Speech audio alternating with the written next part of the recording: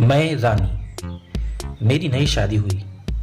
Arrange marriage ही थी, लेकिन लड़का नीरज अच्छा था, मुझे पसंद था। शादी भी अच्छे से हो गई। वो कहीं बाहर जॉब करता है। उनके परिवार की इच्छा थी कि शादी उनके गांव से हो, तो हम लोग भी वहां पहुंच गए। गांव की शादी हुई और बहुत सारे रिश्तेदार आए थे। पूरा घर रिश्तेदारों से भरा था। शादी बड़ी अच्छे से हो गई और लड़की वाले यानी कि मेरी तरफ के लोग शादी के बाद चले गए। मेरे ससुराल वाले वहीं रुके। कुछ दिन रुककर यहाँ पास के गांव में जाकर कुल देवी के दर्शन करने हैं। रात होते ही एक कमरे में मुझे भेजा गया। कमरा अच्छा सजाया गया था। हमारी सुहागरात जो थी, मैं उस कमरे में उनका इंतजार कर रही थी। कमरा हमें बाथरूम वाला दिया गया। और जब मैं कमरे में आई तब तक अच्छा था। वो भी थोड़ी देर बाद आ गई।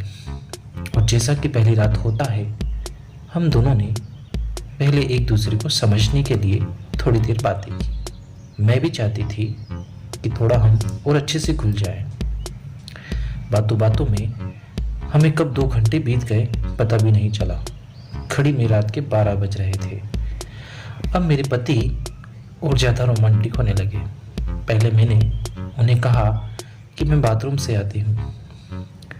जैसे ही मैंने बाथरूम का दरवाज़ा खोला, मच्छरों का झुंड हमारे कमरे में घुस गया। बाथरूम के रूम की खिड़की खुली थी, जिससे मच्छर बाथरूम में घुस गए थे। कमरे में इतने मच्छर घुस गए कि हम दोनों को उठा कर ले जाते। उन्होंने बाथरूम का दरवाजा बंद किया। खिड़की खोलते तो मच्छर और आ जाते और कमरे में मच्छर भगाने के लिए कुछ था नहीं।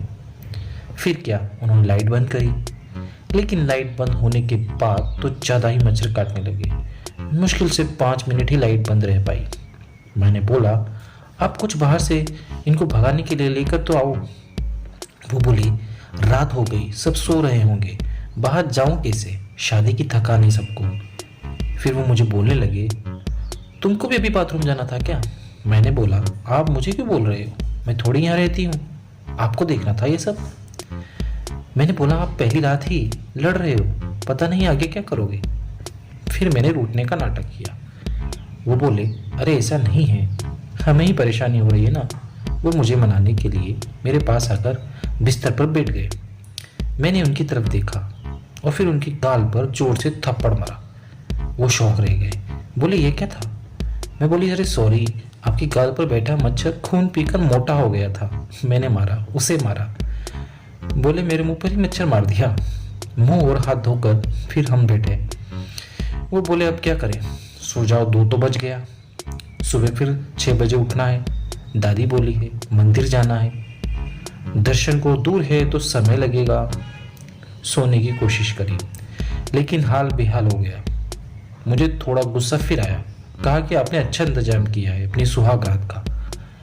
वो बोले, मैं भी यहाँ नहीं रहता, मुझे क्या पता था ऐसा कुछ होगा, और तुम पहले ही एक थप्पड़ मार चुकी हो, अब क्या क्या करना चाहती हो? हमें थोड़ी कोशिश की साथ में सोने की, लेकिन मुझे लग गया आज तो ये पॉसिबल नहीं है। रूम में 2 मोटे मोटे कंबल थे। एक कोने पर ओढ़ के वो सो गए और दूसरे कोने पर मैं। सुबह हो गई। 6 बजे उठकर मैं तैयार हो गई, बाहर गई। कुछ देर में वो भी आ गए। घर पूरा रिश्तेदारों से भरा हुआ। मैं किचन में गई। मेरी सास के अलावा और भी वहाँ बहुत सारी लेडीज थी। सब मुझे ही देख रही थी। फिर थोड़ी देर बाद वो भी बाहर आ गए थे, जेंट्स में बैठे थे। मुझे किसी ने कुछ कहा नहीं। मेरी ननद, उनकी कजिन आकर मुझे बोलती है, क्या भाभी, आपके और भैया के निशान सबको दिखाई दे रहे हैं, ऐसा क्या किया रात में?